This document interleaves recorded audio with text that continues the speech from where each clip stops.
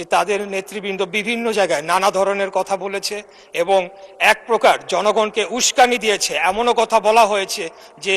17 দিনের মধ্যে নাকি বিএনপি নির্বাচিত সরকারকে তারা ক্ষমতা থেকে হটাবে। তা আমি আপনার মাধ্যমে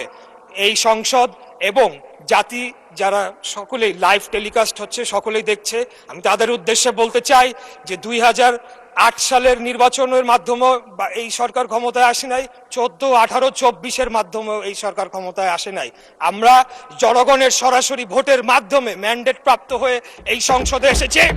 আমাদেরকে যদি কেউ হুমকি ধামকি দিয়ে মনে করে সরকার পতন করবে, আমি আপনার মাধ্যমে মাননীয় সংসদ নেতার উদ্দেশ্যে বলতে চাই, আপনি খালি হুকুম দিবেন, ইনশাআল্লাহ বিগত দিনে আপনার নির্দেশ প্রাপ্ত হয়ে আমরা যেভাবে রাজপথে অবস্থান করে জনগণের ভোটের অধিকার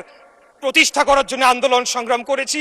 একইভাবে খুনি হাসিনাকে পতন করার জন্য আমরা যেভাবে আন্দোলন সংগ্রাম করেছি, আমাদেরকে যদি হুমকি দেওয়া হয় তাহলে সম্মানিত বিরোধী দলের প্রতি সম্মান রেখেই বলছি, আপনারা যদি আমাদেরকে পতন করার হুমকি দেন তাহলে বিরোধী দলের অবস্থান থেকে আপনাদেরকে পতন ঘটানো হবে ইনশাআল্লাহ।